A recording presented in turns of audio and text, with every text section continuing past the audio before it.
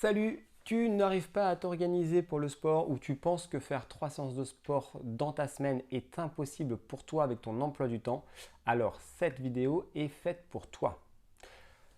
Dans cette vidéo, c'est un court extrait de l'article de blog que j'ai écrit sur la méthode Kaizen. La méthode Kaizen est une méthode qui permet aux entreprises de s'organiser pour être plus efficaces et d'avoir des employés qui sont heureux de travailler dans l'entreprise.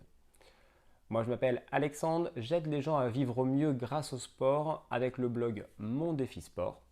Je suis coach sportif et maître nageur.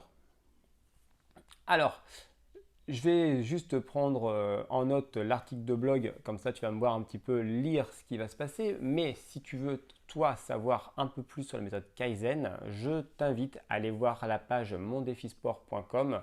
Tu vas voir dans le blog et dans l'onglet blog, tu vas trouver un peu plus bas, parce que là du coup ça dépend où tu te situes, la méthode Kaizen. Donc, c'est des changements graduels et constants. Des petits changements réguliers qui sont efficaces et durables vont amener à de grandes transformations dans l'entreprise. La participation de tous, l'élimination des gaspillages, gaspillage en termes de temps surtout, on parle du gaspillage de temps, le respect des individus, des mesures et un suivi grâce à un journal, une approche holistique, c'est une approche globale de l'entreprise et un apprentissage continu. On apprend tout au long de sa carrière dans l'entreprise grâce à la méthode Kaizen. Et là, tu vas me dire, Alex, c'est sympa de parler de la méthode Kaizen pour les entreprises, mais à quoi ça va me servir à moi dans le sport?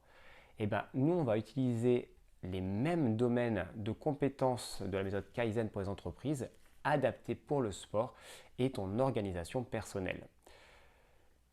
Donc, si je résume l'article, mais tu verras, si tu vas le lire, c'est bien expliqué, tu peux améliorer tes performances avec un entraînement progressif.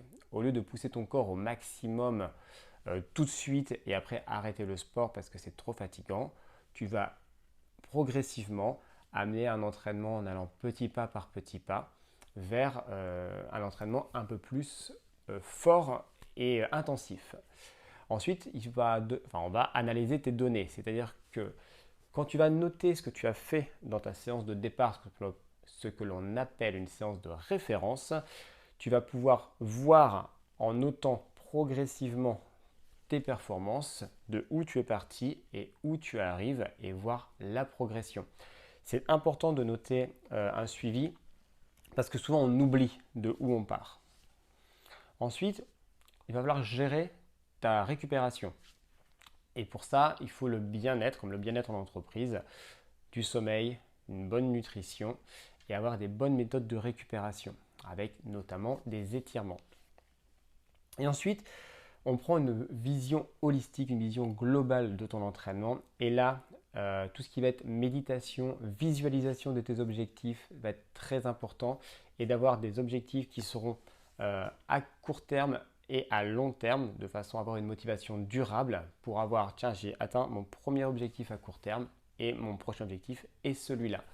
Donc de bien visualiser la direction dans laquelle tu veux aller et le point à atteindre. Donc si je résume les 7 règles qui peuvent s'appliquer au sport de la méthode Kaizen, fixe tes objectifs, divise-les en étapes, commence petit, tiens un journal pour voir tes progrès, reste constant, reste patient parce qu'on ne progresse pas du jour au lendemain et surtout célèbre tes succès. D'accord? On a tendance à célébrer nos échecs en disant ah j'ai pas réussi, ah je suis nul et on ne passe pas assez de temps à célébrer ses succès, excuse-moi, en disant ça c'était génial, ça c'est bien, je suis content de moi, je suis fier de moi.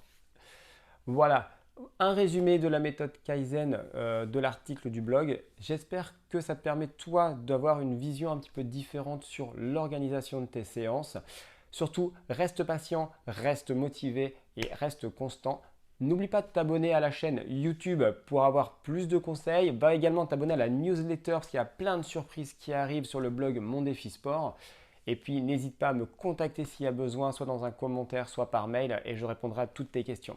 Allez, en attendant, prends soin de toi et continue à faire du sport.